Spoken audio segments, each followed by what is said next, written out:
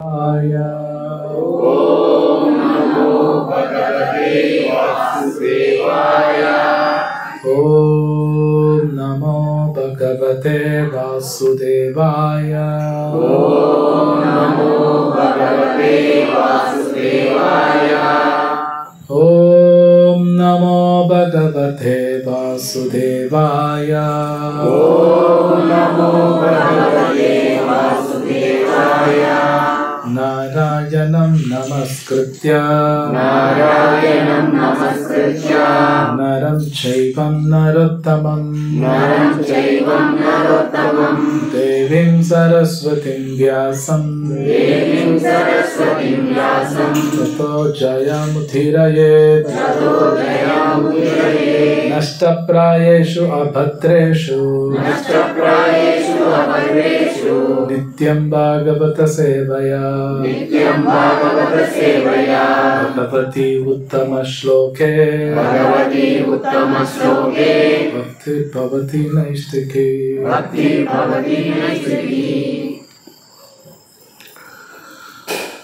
அஞ்சாவது அத்தியாயம் ஆறாவது ஸ்லோகம். சந்நியாசஸ்து மகாபாஹோ துக்கமாப்தும் அயோகதா யோகயுக்தோ முனிர் பிரம்மா நச்சிரேனாதிகச்சதி. திருப்பி சொல்லுங்க. சந்நியாச துறவு வாழ்க்கை, து ஆனால், மகாபாஹோ பலம் பொருந்திய புயங்களை உடையவனே, துக்கம் துக்கம், ஆப்தும் மிகுந்தது, அயோகதக பக்தி தொண்டு இல்லாமல், யோகயுக்த பக்தி தொண்டில் ஈடுபட்டவன், முனி சிந்திப்பவன், பிரம்ம பரம்பொருளை, ந சிரேன தாமதமின்றி, அதிகச்சதி அடைகின்றான். மொழிபெயர்ப்பு பொருளை வழங்கியவர் ஏசி பக்திவேதாந்த சுவாமி ஸ்ரீல பிரபுபாத். ஜெய ஸ்ரீல பிரபுபாதுக்கு. மொழிபெயர்ப்பு திருப்பி சொல்லுங்க. இறைவனின் பக்தி தொண்டில் ஈடுபடாமல் வெறுமனே எல்லா செயல்களையும் துறப்பது ஒருவனை மகிழ்விக்காது. ஆனால் பக்தி தொண்டில் ஈடுபட்டுள்ள சிந்தனையுடைய மனிதன் தாமதமின்றி பரம்பொருளை அடைய முடியும். பொருளுரை. இரு வகையான சந்நியாசிகள் துறவு வாழ்வில் ஈடுபட்டுள்ளனர். மாயாவத சந்நியாசிகள் சாங்கிய தத்துவத்தை படிப்பதிலும், வைஷ்ணவ சந்நியாசிகள் வேதாந்த சூத்திரத்திற்கு முறையான விளக்கம் கொடுக்கக்கூடிய பாகவத தத்துவத்தை படிப்பதிலும் ஈடுபட்டுள்ளனர். மாயாவத சந்நியாசிகளும் வேதாந்த சூத்திரத்தை படிக்கின்றனர். ஆனால் அவர்கள் சங்கராச்சாரியாரால் எழுதப்பட்ட சாரீரக பாஷ்ய எனப்படும் உரையை படிக்கின்றனர். பாகவத பள்ளியின் மாணவர்கள் பஞ்சராத்திர நெறிகளின்படி இறைவனின் பக்தி தொண்டில் ஈடுபடுவதால் வைஷ்ணவ சந்நியாசிகளுக்கு பகவானின் திவ்யமான அன்பு திவ்யமான தொண்டில் பலதரப்பட்ட ஈடுபாடுகள் உள்ளன. வைஷ்ணவ சந்நியாசிகளை பொறுத்தவரையில் அவர்களுக்கும் பௌதிக செயல்களுக்கும் எந்த தொடர்பு இல்லை என்ற போதிலும் அவர்கள் இறைவனின் பக்தி தொண்டில் பற்பல செயல்களை செய்கின்றனர். ஆனால் சாங்கிய வேதாந்த கல்வியிலும் மனக்கற்பனைகளிலும் ஈடுபடும் மாயாவாத சந்நியாசிகளால் இறைவனின் திவ்யமான தொண்டினை சுவைக்க முடியாது. அவர்களின் ஆய்வுகள் மிகவும் கடினமானதால் சில நேரங்களில் அவர்கள் பிரம்மனை பற்றிய கற்பனைகளில் களைப்புற்று முறையான அறிவின்றி பாகவதத்திடம் தஞ்சமடைகின்றனர். விளைவு இவர்களது பாகவத கல்வி தொல்லை அளிப்பதாக விடுகிறது. மாயாவத சந்நியாசிகளின் செயற்கையான வரட்டு கற்பனைகளும் அருவவாத விளக்கங்களும் சற்றும் பயனற்றவையாகி விடுகின்றன. பக்தி தொண்டில் ஈடுபட்டுள்ள வைஷ்ணவ சந்நியாசிகளோ தங்களது திவ்யமான கடமைகளை ஆற்றுவதில் ஆனந்தத்துடன் உள்ளனர். மேலும் இறுதியில் இறைவனின் திருநாட்டை அடைவதற்கான உத்திரவாதமும் அவர்களிடம் உள்ளது. மாயாவத சந்நியாசிகள் சில சமயங்களில் தன்னுணர்வு பாதையிலிருந்து வீழ்ச்சியடைந்து மக்கள் தொண்டு, சமூக சேவை போன்ற பௌதிக செயல்களில் மீண்டும் நுழைகின்றனர். அச்செயல்கள் பௌதிக ஈடுபாடுகளே. எனவே எது பிரம்மன் எது பிரம்மன் அல்ல என்பதை பற்றிய வரட்டு கற்பனைகளில் ஈடுபட்டிருக்கும் சந்நியாசிகள் பற்பல பிறவிகளுக்கு பின் கிருஷ்ண பக்திக்கு வரலாம் என்ற போதிலும் அவர்களை காட்டிலும் கிருஷ்ண பக்தியின் செயல்களில் ஈடுபட்டுள்ள வைஷ்ணவர்கள் நன்னிலையில் உள்ளனர் என்பதே முடிவு.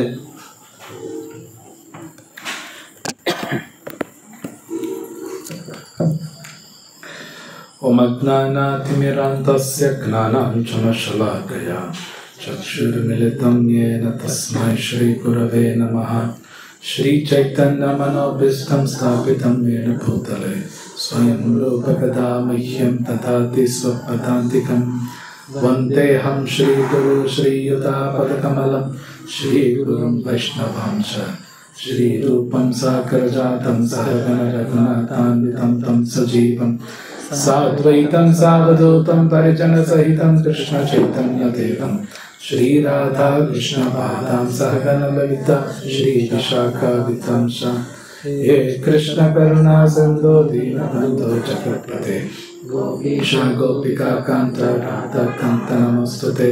तप्त काञ्चन गौराङ्गी राधे वृन्दावनेश्वरी वृषभानुसुते देवी प्रणमामि हरिप्रिये. वाञ्छाकल्पतरुभ्यश्च कृपा सिन्धुभ्येव च पतितानां पावनेभ्यो वैष्णवेभ्यो नमः. नमः ओं विष्णुपादाय कृष्णप्रेष्ठाय भूतले श्रीमते भक्तिवेदान्त स्वामिनिति नामिने. नमस्ते सारस्वतदेवे गौरवाणी प्रचारिणे निर्विशेष शून्यवादी पाश्चात्यदेशतारिणे. जय कृष्ण चैतन्य प्रभु नित्यानंद श्री अद्वैत गदाधर श्रीवासादि गौरभक्तवृंद. हरे कृष्ण कृष्ण कृष्ण हरे हरे हरे राम राम राम हरे हरे.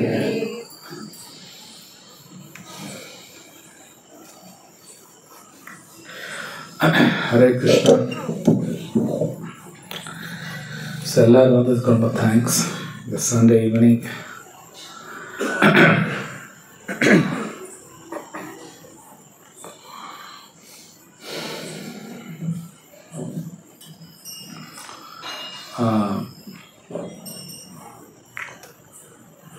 விஷ்ணு புராணத்தில் ஒரு ஸ்லோகம் இருக்கு.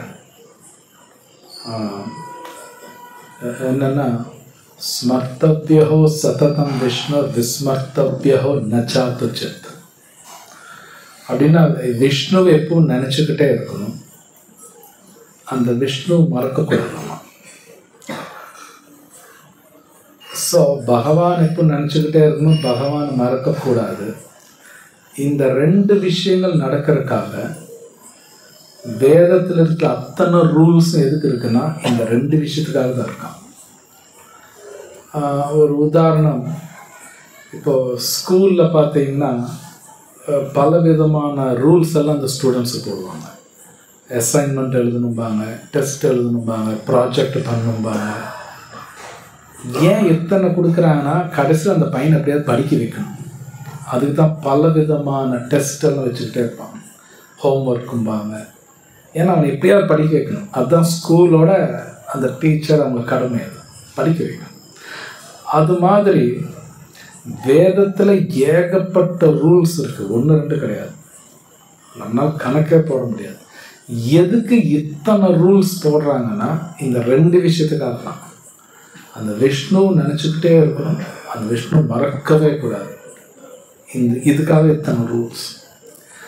அப்போது இந்த உலகத்தில் பாகவத்தில் கொடுக்குறாங்க, எந்த ஒரு செயல் செஞ்சாலும் அந்த செயல் விஷ்ணு திருப்திப்படுத்தலை அப்படின்னாலே அந்த செயல் வந்து ஸ்ரம அயதைஹி கேவலம். அப்படின்னா அந்த செயல்னால ஒரு பிரயோஜனம் கிடையாதுங்கிறாங்க. நம்ம எந்த செயல் செஞ்சாலும் ஃபைனலாக அந்த விஷ்ணு திருப்திப்படுத்தணும், இல்லை அவர் மேலே பக்தி வரணும்.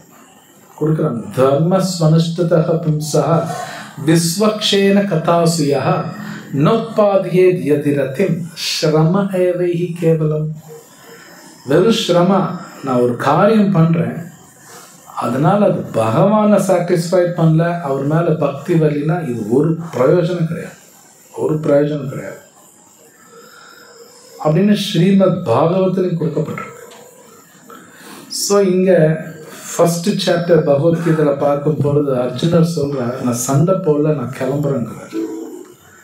இப்போ கிருஷ்ணர் சொல்கிறாருனோ, வேலை செய்யாமல் இருக்க முடியாது, நீங்கள் ஒரு ஒர்க்கு பண்ணித்தான் ஆகணும், ரெஸ்பான்சிபிலிட்டி எடுக்கணும் கண்டிப்பாக. அதுவும் அந்த ரெஸ்பான்சிபிலிட்டி எப்படி இருக்குன்னா பகவானை திருப்திப்படுத்தி ஆகணும். ஆனால் நீங்கள் சண்டை போடாமல் போகிறீங்க அப்படின்னா அது திருப்திப்படுத்தாது, அது தப்பு. சொல்லப்போனால் ரெஸ்பான்சிபிலிட்டின்னு விலகிறோம். நாம் புரியுது நான் சொல்கிறேன், ரெஸ்பான்சிபிலிட்டி விலகக்கூடாது என்றைக்குமே. அஃப்கோர்ஸ் இந்த ரெஸ்பான்சிபிலிட்டி எடுக்கும் பொழுது நிறைய சேலஞ்ச் வரும்.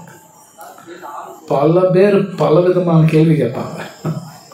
நீ அப்படி பண்ண, ஏன் இப்படி பண்ண, நிறைய பேர் பேசுவாங்க.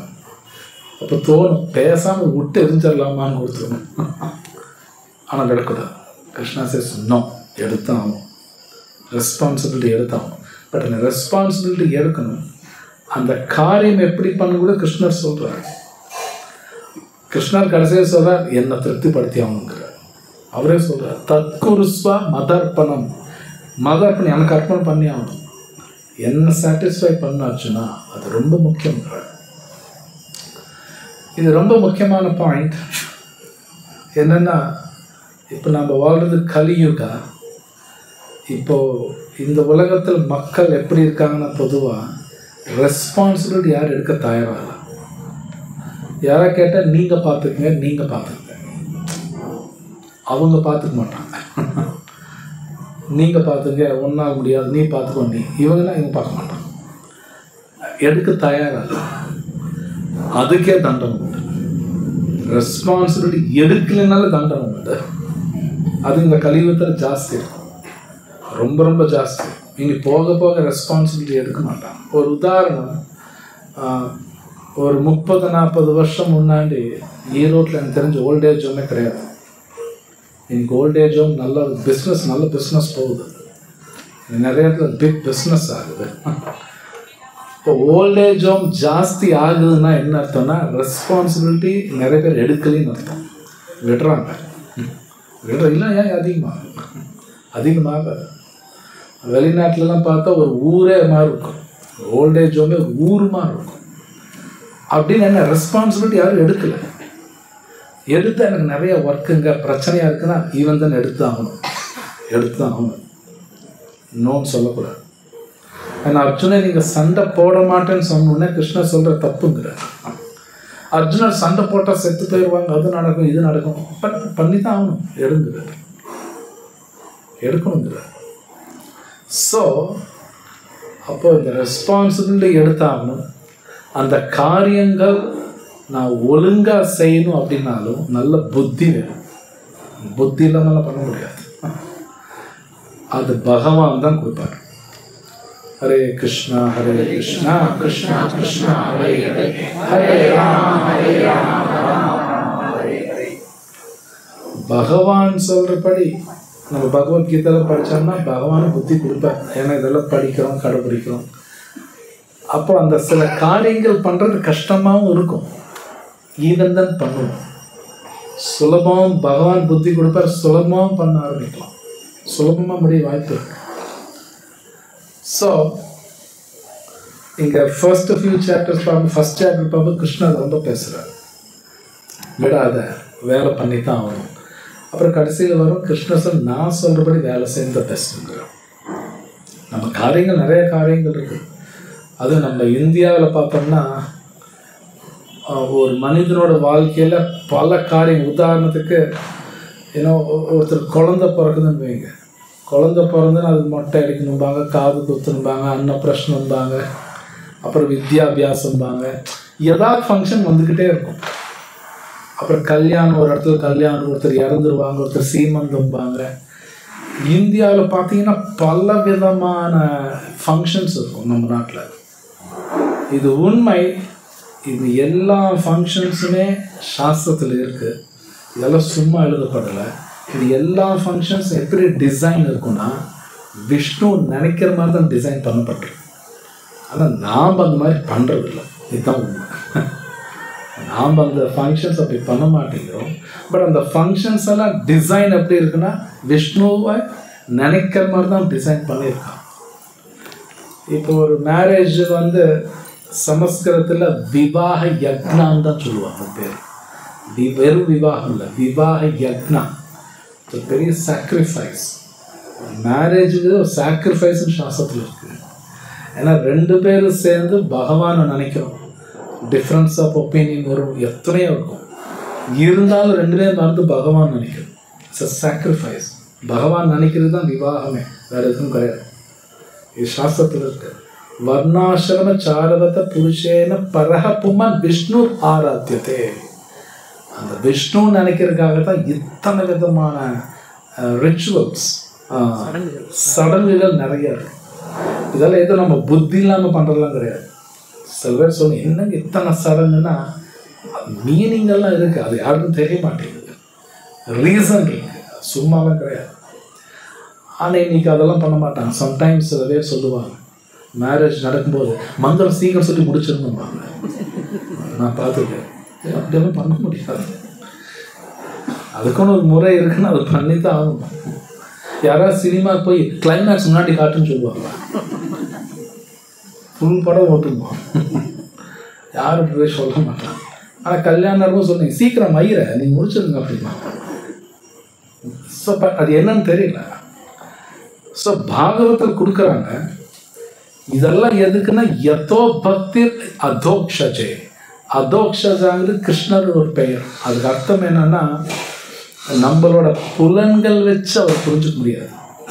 நம்மளோட சாதாரண புலன்கள் வச்சு பகவானை புரிஞ்சுக்க முடியாது. அதுக்கு அப்பாற்பட்டவர். அதனால அவருக்கு அதோக்ஷஜான்னு பேர். ஸோ அது சொல்கிறாங்க நம்ம செய்யக்கூடிய தர்மங்கள் அந்த அதோக்ஷஜா மேலே பக்தி வரணும், அவர் மேலே பிரியம் வரணும். இல்லைன்னா நான் செய்கிற வேலை எதுக்கும் எல்லாம் யூஸ்லெஸ் வேலை. மேபி தந்தையாக இருக்கலாம், தாயாக இருக்கலாம், அது எல்லாம் அவங்க செய்கிற எல்லா வேலையும் 0 வேணும் கடைசியில். இது வெளியே யாரும் எனக்கு சொல்லித்தரல, பாகவத்தில் கொடுக்குறாங்க. ஸோ இந்த அத்தியாயம் தமிழ்ல இந்த அத்தியாயம் பேர் கர்மயோகம் கிருஷ்ண உணர்வில் செயல். கர்மயோகம் கிருஷ்ண உணர்வில் செயல். கர்ம யோகா. ஸோ கர்மான செயல். யோகா அப்படின்னு அது ஒரு உண்மையான மீனிங் லிங்க்னு அர்த்தம். லிங்க்னா கனெக்ஷன். கர்ம யோகா அப்போ என்ன ஒரு வேலையை செய்கிறேன், அந்த வேலை மூலமாக பகவானோட லிங்க் வைக்கிறேன். கர்ம யோகா, தியான யோகா, அதே மாதிரி அஷ்டாங்க யோகா, ஞான யோகா, அது மாதிரி எல்லாமே யோகா. யோகான்னா link, connection. அப்போ நான் என்னோட கடமை நான் செய்யணும். பட் அது எப்படி இருக்குன்னா கிருஷ்ணர் கனெக்ட் ஆகிடும். ஆகலின்னா அது கர்ம யோகா இல்லை, கர்மா தான். கர்மா வேற, கர்ம யோகா வேற, ரெண்டும் ஒன்றும் கிடையாது. வெறும் கர்மாவாக மாறிடும், அது பிரச்சனையும் கொடுக்கும். பட் கர்ம யோகாவாக வரும்போது அது பெட்டர், அது வந்து சேஃப். ஸோ நிறைய பேர் நினச்சிக்கிறாங்க நான் வந்து கர்மயோகம் பண்ணுறேன். என்னென்னா வீட்டில் எல்லாத்தையும் பார்த்துக்கிறேங்க. நான் வெறும் பார்த்துக்கிறது கர்மயோகா இல்லை, அது வெறும் கர்மா தான். பார்த்துக்கிறது அப்படின்னா அந்த பார்த்துக்கிறது நான் பகவான் கனெக்ட் பண்ணோம். ஒரு உதாரணத்துக்கு, ஸோ வீட்டில் பெரியவங்கெல்லாம் இருக்காங்க, அவங்கள பார்த்துக்கிறது அவங்க நல்ல உணவெல்லாம் கொடுக்கணும், நல்லா பார்த்துக்கணும். அப்போ அவங்களுக்கு கொடுக்குற உணவு கூட பிரசாதமாக நான் கொடுக்கணும். இல்லைன்னா அது கர்மா தான் இருக்கும், கர்ம யோகா ஆகாது. பிரசாதமாக கொடுக்குறேன், அவங்களும் ஒரு ஆத்மா, அவங்களும் பகவானோட சேவகன், அப்படி பார்த்து அவங்க நான் பார்த்துக்கிறேன்னு அது கர்மயோகாவோ பக்தி யோகாவோ மாறும். இல்லைன்னா வெறும் கர்மம் தான் அது. அதனால பிரச்சனை வரும். இதெல்லாம் ரொம்ப இன்ட்ரிகேட். ஈவன் கிருஷ்ணரே பகவத்கீதையில் இது 3ஆவது அத்தியாயத்தில் சொல்கிறார், கர்மனா அப்படி பௌத்தவ்யம் ச விகர்மணः அகர்மணச்ச பௌத்தவ்யம் கஹனோ கர்மனோ கதிஹி. கிருஷ்ணர் சொல்கிறார் கர்மானா என்னன்னு தெரிஞ்சுக்கணும், விகர்மா அப்படின்னா செய்யக்கூடாதது, செய்யக்கூடாத கர்மம் என்ன அதுவும் தெரிஞ்சுக்கணும். அகர்மா அப்படின்னா ஒரு செயல் செய்கிறேன் ஆனால் அதுக்கு எதிர்விளைவு இருக்காது, அது என்ன மாதிரி செயல் எல்லாமே தெரிஞ்சுக்கணும். எல்லாமே தெரிஞ்சு எந்த செயலுக்கு எந்த மாதிரி எதிர்விளைவு வரும் இதெல்லாம் தெரிஞ்சுக்கணும். இதெல்லாம் தெரிஞ்சுக்காமல் இன்னைக்கு உலகத்தில் அவங்க மனசுக்கு என்ன தோணுதோ அவங்க பாட்டுக்கு வேலை செய்கிறாங்க. அவங்க மனசுக்கு என்ன தோணுதோ செய்கிறாங்க, சாஸ்திரம் படிக்கிறது இல்லை. அதனால என்ன ஆகுதுன்னா, அவங்க நினச்சிட்டு இருப்பாங்க நான் எல்லாம் பர்ஃபெக்டாக தான் பண்ணுறேன். ஆனால் வெறும் பிரச்சனையாக வந்துக்கிட்டே இருக்கும். பிரச்சனையாக வருது அப்படின்னா நான் செய்கிற காரியத்தில் எங்கேயோ தப்பு இருக்குன்னு அர்த்தம். வெறும் பிரச்சனையாக வருதுன்னா நான் செய்கிற காரியத்தில் தப்பு இருக்குது. ஜஸ்ட் லைக் என் உடம்பு அடிக்கடி கெட்டு போகுதுன்னா அப்போ நான் ஏதோ ஒழுங்காக சாப்பிட மாட்டேங்கிறேன், கண்டிப்பாக சிலதெல்லாம் எடுக்காமல் இருக்கேன், சாப்பிடக்கூடாது கூட சாப்பிட்டுட்டு இருக்கலாம், அதனால உடம்பு கெடுது. அது மாதிரி வெறும் ப்ராப்ளமாக வருதுன்னா நான் எங்கேயோ தப்பு பண்ணுறேன், அது நான் புரிஞ்சுக்கணும். ஸோ கிருஷ்ணர் என்ன சொல்கிறாருன்னா, இன்னொரு இடத்துல சொல்கிறார்,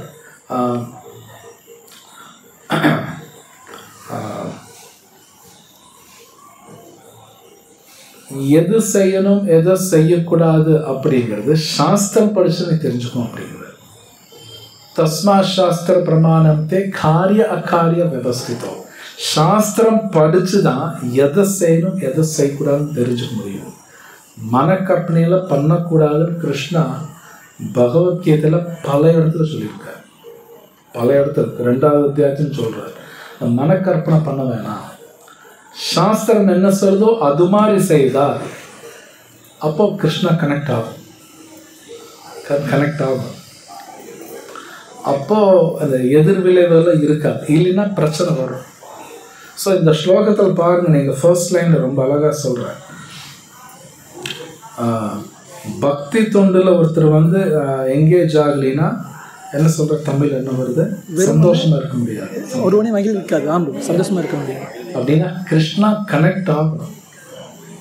நான் எந்த காரியம் பண்ணாலும் பகவான் கனெக்ட் ஆகணும். சில பேர் கேட்குறாங்க, ஏங்க அவரு கனெக்ட் ஆகணும் அப்படின்னு சில பேர் கேட்பாங்க. ஏன் அப்படின்னா இந்த உலகத்தை சொந்தக்காரே அவர் தான், இந்த உலகத்துக்கு சொந்தக்காரே அவர் தான். அப்போது இந்த உலகத்தை நான் வாழ்கிறேன், நான் செய்கிறது அவரை திருப்திப்படுத்தி ஆகணும். நான் ஒரு கம்பெனியில் ஒர்க் பண்ணுறேன்னா அந்த கம்பெனியோட எம்டி திருப்திப்படுத்தணும். அந்த எம்டி திருப்தி ஆனால் தான் எனக்கு நல்லா பார்த்துக்குவார், இன்னும் கிளம்புன்றார். இந்த உலகத்தின் சொந்தக்காரே கிருஷ்ணா தான். அது அவரே பகவத்கீதை சொல்கிறார், அகம் சர்வஸ்ய பிரபவோ மத்த சர்வம் பிரவர்த்ததே. மொத்த உலகத்தை நான் தான் படைக்கணும் வச்சுனாங்கிறார், நான் தான் படைக்கிறேன் கிருஷ்ணர் சொல்கிறார். அப்போ இந்த உலகத்தை அவர் படைக்கிறாருன்னா அவர் தான் ரூல்ஸ் போடுவார், அவர் சொல்லப்படி தான் நான் செய்யணும், என் இஷ்டத்துக்கு பண்ணக்கூடாது. இப்போ நீங்கள் ஒரு யூரோப் போகிறீங்க வைங்க, யூரோப் போகிறீங்கன்னா ஏதோ ஒரு நாட்டுக்கு போகிறீங்க, அந்த நாட்டு சட்டம் தான் நீங்கள் ஃபாலோ பண்ணணும். நான் இந்தியாவிலேருந்து வரேன், நான் இந்தியா சட்டம் தான் ஃபாலோ பண்ணணும், நீ முதல்ல கிளம்பிட்டுருவோம். அந்த நாட்டுக்கு போனால் அந்த நாட்டு சட்டம் தான். இந்த உலகமே பகவான் படைக்கிறார், அவர் சட்டங்கள் போடுறார், அதுதான் நான் ஃபாலோ பண்ணணும், என் இஷ்டத்துக்கு நான் ஃபாலோ பண்ண முடியாது. அப்போ ஒருத்தர் பகவத்கீதா படித்தா மட்டும்தான் இந்த உலகத்தில் என்ன சட்டங்கள் இருக்கு நான் தெரிஞ்சுக்குவேன். கிருஷ்ணர் இன்னொரு சொல்கிறேன், அது கண்டிப்பாக தெரிஞ்சுக்கணுங்க. இந்த சட்டங்கள் தெரிஞ்சுக்கணும், நான் யாருன்னு தெரிஞ்சுக்கணும், பகவான் யாருன்னு தெரிஞ்சுக்கணும், இது 3மே தெரிஞ்சுக்கணுங்க. ஆனால் இன்றைக்கி நம்ம அதை தெரிஞ்சுக்கணும். எனக்கு என்ன பிடிக்குதோ நான் செய்வேன், எனக்கு யார் என்ன சொன்னால் எனக்கு நான் இப்படி தான் இருப்பேன், அவங்களுக்கு பிரச்சனை வரும். ஏன்னா அது வந்து ரெஸ்பான்சிபிலிட்டி கிடையாது, ரெஸ்பான்சிபிலிட்டி எடுக்கணும். ஆனால் முன்னாடி சொன்னபடி ரெஸ்பான்சிபிலிட்டி எடுக்கும்போது பிரச்சனைகள் வரத்தான் செய்யும், அது ஒன்றும் நிறுத்த முடியாது.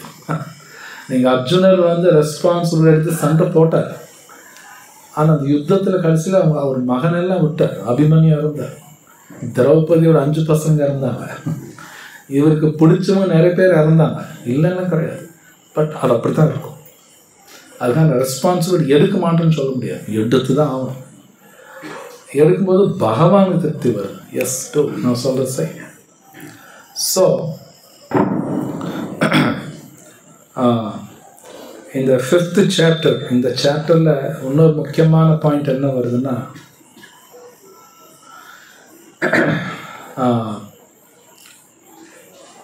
நம்ம கடமைகள் பண்ணியே ஆகணும். பட் பகவான் சொன்னபடி செய்யும் பொழுது அந்த ரிசல்ட் மேலே நமக்கு இன்ட்ரெஸ்ட் இருக்கா, புரியுது நான் சொல்கிறது, அது மேலே ஒரு பாண்டேஜ் பற்று இருக்கா. ஆனால் என் கடமை நான் செய்வேன், ஃபார் எக்ஸாம்பிள் நம்ம வீட்லேயே சில பேர்த்த பார்த்துட்ருப்போம். நான் இவ்வளோ செய்கிறேன், நீ எனக்கு இவ்வளோ செய்யணும்னு நம்ம எதிர்பார்க்கக்கூடாது. பொதுவாக நம்ம எதிர்பார்ப்போம், இனிஷியல் அப்படித்தான் இருக்கும். ஆனால் சாஸ்திரம் படிக்கும்போது நம்ம மைண்டு சேஞ்ச் ஆகும். நான் பார்த்து தான் ஆகணும், என்னோடய கடமை அது. நான் செய்வேன். நான் திருப்பி நீங்கள் எனக்கு செஞ்சு தான் ஆகணும்னு நான் சொல்லக்கூடாது. அது நான் சொல்லக்கூடாது. அவங்க செய்யாமல் போகலாம், செய்யலாம் போகலாம், மேபி இருக்கலாம். பட் என்னோடய கடமை நான் செஞ்சு தான் ஆகணும். ஆனால் அது உடனே அந்த மைண்ட் செட்டெல்லாம் வராது, கொஞ்சம் டைம் எடுக்கும். பகவத்கீதை படித்தா தான் புரியும். ஒருவேளை எதிர்பார்த்தோம்னா வைங்க, பேச்சு சொல்கிறேன், எதிர்பார்க்குறேன் நான் இவ்வளோ செய்யணும், அவங்களும் எனக்கு செய்யணும். அவங்க செய்யலின்னு வைங்க, சண்டை வந்து சண்டை வரும், ஒரு மாதிரி ஸ்ட்ரெஸ்ட் அவுட்டாக இருப்பாங்க. இதெல்லாம் நடக்கும், ஏன்னா நான் எதிர்பார்க்குறேன். பட் இதில் ஒரு பெரிய விஷயம் என்னென்னா, என்னோடய கடமை நான் செய்கிறேன், ஏன்னா பகவான் சொல்ல நான் செய்கிறேன். அப்படி போகும்பொழுது பகவான் நம்ம நிறைய சந்தோஷம் தனியாக கொடுப்பார். ஏன்னா நான் சொன்னபடி என் வேலை பண்ணுறான். பகவான் அறிவும் கொடுப்பார். அந்த அறிவு ரொம்ப சந்தோஷம் கொடுக்கும். மேபி என்னை யாரும் கண்டுக்காம கூட இருக்கலாம், பட் ஈவன் தான் சந்தோஷமாக இருப்பாங்க. இது பகவத்கீதை கிருஷ்ணர் பேசுகிறார். ஒரு ஆத்மா சந்தோஷமாக இருக்கும். மேபி யாரும் கண்டுக்கலைன்னாலும் சந்தோஷமாக இருப்பாங்க. கிருஷ்ணர் சொல்கிறார், அப்படி ஒரு நிலையில் இருக்குது. ஆனால் இன்றைக்கி நாமெல்லாம் எப்படி இருக்கோம்னா, யாராவது வந்து என்னை புகழ்ந்தா தான் எனக்கு சந்தோஷம். யாரும் என்னை திட்டக்கூடாது, எல்லாம் என்னை புகழ்ந்துக்கிட்டே இருக்கணும், என்னை சுற்றி இருக்கணும், இப்படியெல்லாம் ஆசைப்படுறோம். சாஸ்திரம் பைத்தியக்காரன்னு சொல்கிறாங்க. கிருஷ்ணர் சொல்கிறார், யார் இல்லைன்னா நீ சந்தோஷமாக இருக்க முடியக்கூடாது. யாருமே இல்லை, பட் கிருஷ்ணர் சொல்கிறார், நான் உன் கூட இருப்பேன், சந்தோஷம் நிறையா வரும். எவ்வளோ வரும்னா எனக்கு போதுன்ற நீ அப்படிங்கிறது. கிருஷ்ணர் சொல்கிறார், போதும், இதுக்கு மேலே எனக்கு வேண்டாம் கிருஷ்ணான்னு அவன் சொல்லுவான். 6th சாப்டரில் கிருஷ்ணர் சொல்கிறார். அப்படியெல்லாம் ஒன்று இருக்குது, ஆக்சுவலி இருக்குது. பட் நாம் லைஃப் ஸ்டைல் எப்படி இருக்குன்னா, நிறையா பொருள் எனக்கு இருந்தால் தான் சந்தோஷம், நிறைய பேர் என்னை புகழணும், இந்த மாதிரி திங்கிங் வருது. அது கம்ப்ளீட்டாக ராங். அது நடக்காதுங்கிற கிருஷ்ணா. அது நடக்காது. ஆனால் நம்மளாம் அப்படி திங்க் பண்ணுறோம். ஏன்னா புத்தி கெட்டு போயிடுச்சு, சாஸ்திரம் படிக்கலை. ஸோ கிருஷ்ணர் சொல்ல, சாஸ்திரம் படி, முதல்ல படித்தா தான் தெரியும் எதை செய்யணும் எதை செய்யக்கூடாதுன்னு தெரியும்.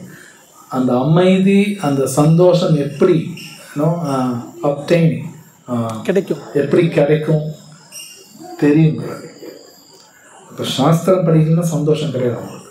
நாட் சந்தோஷம் பேப்பரில் எழுதி பார்த்துக்கலாம், கிடைக்காது அவங்களுக்கு. That's impossible. ஸோ இன்னும் நிறைய விஷயம் இருக்குது இந்த ஸ்லோகத்தை, நான் டீப்பாக போகல. ஸோ கடைசியாக சம்மப் பண்ணணுன்னா, நான் செய்யக்கூடிய காரியங்கள் எல்லாமே பகவானுக்கு கனெக்ட் ஆகணும். அதுதான் மோஸ்ட் இம்பார்ட்டன்ட் பாயிண்ட். இந்த பாயிண்ட் கிருஷ்ணா 9th அத்தியாயத்தின்னு சொல்கிறாரு. யத் கரோஷி யதஷ்னாஷி யத் ஜுஹோஷி ததாசி யத் தபஸ்யசி கௌந்தேய தத்குருஸ்வ மதர்ப்பணம் அப்படின்பார். நீ எதை செஞ்சாலும் எதை கொடுத்தாலும் என்ன தவம் இருந்தாலும் எனக்கு அர்ப்பணம் பண்ணிடுங்க. நீங்களோட பார்க்கலாம், யாராவது வீட்டில் ஹோமம் பண்ணும் பொழுது அது எந்த ஹோமமாக இருந்தாலும் கடைசியில் சர்வம் கிருஷ்ணார்ப்பணம் சொல்லுவாங்க. கடைசியில் அந்த லைன் சொல்லுவாங்க, சர்வம் கிருஷ்ணார்ப்பணம். ஏங்க கணபதி ஹோமம் தானே பண்ணீங்க, ஏன் கிருஷ்ணா அர்ப்பணம் பண்ணும்? கிருஷ்ணாவுக்கு அர்ப்பணம் பண்ணிங்கன்னா கணபதிக்கு போகாது. கிருஷ்ணாவுக்கு அர்ப்பணம் பண்ணால் தான் கணபதிக்கு போகும், எல்லாம் போகாது. இது உண்மை ஆக்சுவலி. ஸோ கிருஷ்ணர் பகவத்கீதை சொல்ற, எனக்கு அர்ப்பணம் பண்ண அர்ச்சனா அப்படிங்கிறார். அப்போ நம்ம செய்யக்கூடிய ஒரு காரியம் பகவானை திருப்திப்படுத்தணும்னா இட்ஸ் நாட் ஈஸி. படிக்கணும். நம்ம குழந்தைங்க பார்த்துக்கிறோன்னா அது கூட பகவானை திருப்திப்படுத்தணும். குழந்தைங்க அப்படி பார்த்துக்கணும். நான் எப்படி பார்த்துக்கணும்னா பகவான் திருப்தி அடையணுமா, அது எப்படிங்க குழந்தைங்க பார்த்துக்கணும், அதுக்கு சாஸ்திரம் இருக்குது. இதுக்கு பாகவதம் படித்தா தெரியும். நம்ம குழந்தைங்க பார்த்துக்கிறது, நம்மளை கல்யாணம் பண்ணவங்களை பார்த்துக்கிறது, பெற்றோரில் இருக்கலாம், சொசைட்டி, ஃப்ரெண்ட்ஸ், இவங்களை எப்படி பார்த்துக்கணும்னா பகவான் திருப்தி அடையணுமா, அது மாதிரி பார்த்துக்கணும். பட் நமக்கு யாரும் அப்படி சொல்லித்தரல. ஆனால் சாஸ்திரத்தில் அப்படி தான் இருக்குது. அண்ட் பண்ண முடியாதாலும் கிடையாது, பண்ண முடியும், 100% முடியும். அது நீங்கள் பாகவதம் படிக்கும்போது தெரியும். அது ஸ்ரீமத் பாகவதத்தை ரொம்ப பேசப்பட்டிருக்கு. அது எப்படி பண்ணுறது, ஈவன் கொலை பண்ணால் கூட கிருஷ்ணருக்கு வந்து திருப்திப்படுத்தணும். கொலை அர்ஜுனர் அதான் பண்ணார். அர்ஜுனர் அவருக்காக அவர் கொலை பண்ணல, கிருஷ்ணர் திருப்திப்படுத்தா ஓகே. ஏன்னா அவரு சொல்றாரு, அர்ஜுனர் வந்து கிருஷ்ணர் பார்த்து ஒரு கேள்வி கேட்கிறார், கிருஷ்ணா நீங்க என்னோட தாத்தாவையெல்லாம் கொலை பண்ண சொல்றீங்க, என்னை வளர்த்ததே என் தாத்தா பீஷ்மர் தான், எங்க அப்பா கிடையாது. எனக்கு இத்தனை வில்வித்தை சொல்லி கொடுத்து துரோணாச்சாரி அவரையும் கொலை பண்ண சொல்றீங்க, எப்படி இதெல்லாம்? அது பகவான் என்ன கேட்குறாருன்னா, ஓகே உங்கள் தாத்தா தான் குரு தான் இல்லைன்னு சொல்லல, அப்போ திரௌபதிக்கு அநியாயம் நடக்கும்போது 2 பேர் வாய் மூடிட்டு கம்மி இருந்தாங்களே, இதுக்கு எங்கே பதில்ங்கிற? அவங்க பெரிய தப்பு பண்ணிட்டாங்க, அது தப்பு. அவங்க கம்முன்னு இருந்தாங்க, பேசியிருக்கணும், அவங்க பேசலை, சபையில் இருந்து பேசலை, தண்டனை கொடுத்தாங்க, முடிச்சிருப்பார். ஓகே கிருஷ்ணர் சொல்ற ஷூட் பண்ணுறார். ஸோ எது பண்ணாலும் கிருஷ்ணரை சாட்டிஸ்ஃபை பண்ணணும்னு அவரும் சொல்கிறார். அண்ட் அதுதான் கரெக்ட், அதுதான் கரெக்ட். நான் சாட்டிஸ்ஃபை ஆகினாலும் முக்கியம் இல்லை, கிருஷ்ணா சாட்டிஸ்ஃபை ஆகிறாருங்கிறது மோஸ்ட் இம்பார்ட்டன்ட். அண்ட் அர்ஜுனா கடைசியில் ஒரு ஸ்லோகத்தில் அதுவும் சொல்கிறார், கரிஷ்யே வச்சனம் தவா, நீங்கள் என்ன சொல்கிறீங்க நான் செய்கிறேன் கிருஷ்ணா, நான் செய்கிறேன். ஓகே, அதுதான் கிருஷ்ணன் சாட்டிஸ்ஃபை பண்ணுது. அதனால யுத்தம் ஜெயிக்கிறார். அவர் ஜெயிக்கிற காரணம் கிருஷ்ணா சாட்டிஸ்ஃபை ஆகிறார். ஸோ இது நாமளும் பண்ண முடியாதுன்னு கிடையாது. பகவத்கீதா படிக்கணும், பாகவதம் படிக்கணும், ஹரே கிருஷ்ணா மகாமந்திர கண்டிப்பாக சொல்லி ஆகணும். ஹரே கிருஷ்ணா கிருஷ்ணா கிருஷ்ணா ஹரே ஹரே, ஹரே ராம ராம ராம ஹரே ஹரே. இது பண்ணும்போது தான் பகவான் திருப்தி அடைவார், அப்போ தான் நாமளும் திருப்தி அடைவோம். ஸோ இங்கே நான் ஸ்டாப் பண்ணுறேன். ஏதாவது கேள்வி இருக்குங்களா? ஏதாவது questions உங்களுக்கு?